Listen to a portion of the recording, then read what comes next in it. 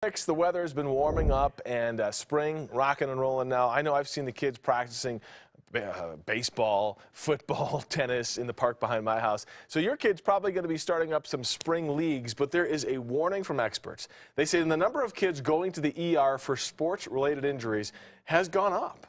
A study in the journal Pediatrics found that the majority of injuries are kids between the ages of 12 to 17. The most common injuries were sprains and strains, followed by fractures.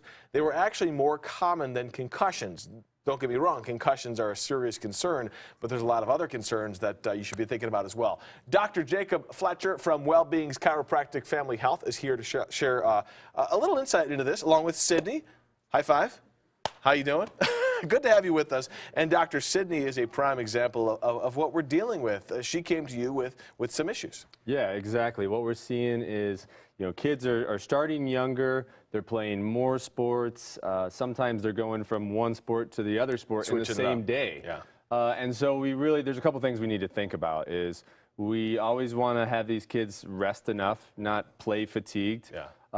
And we also want to let's get ahead of the game and let's think about some strengthening and stabilizing exercises so that we're actually preventing the injuries. Well, you were saying shoulder issues are common. Is that what you're going to show us with Sydney? Yeah, so we're going to demonstrate a couple shoulder exercises, and this is applicable to any sport that involves shoulders, baseball, softball, lacrosse, tennis, or as Sydney here, as a swimmer. So almost anything, really, when you think about it.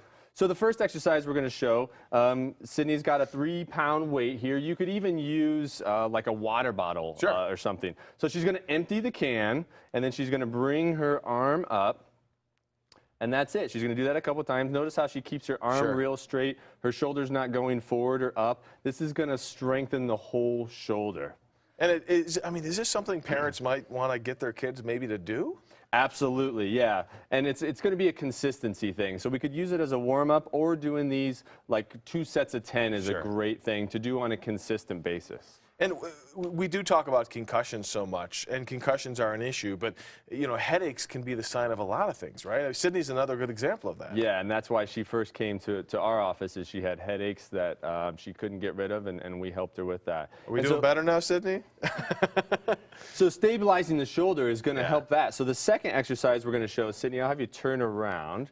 And we're going to actually work on the back part of her shoulder here. Okay. So put your arms out and then bring your shoulder blades back. Notice how her shoulder blades are squeezing together, and go back forward and do that again.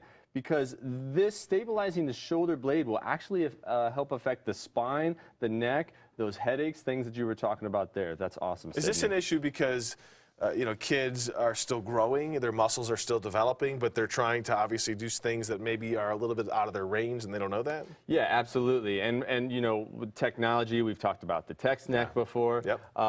And just the kids are playing more and more. Stop texting, Sydney. She's like, fat chance, old guy.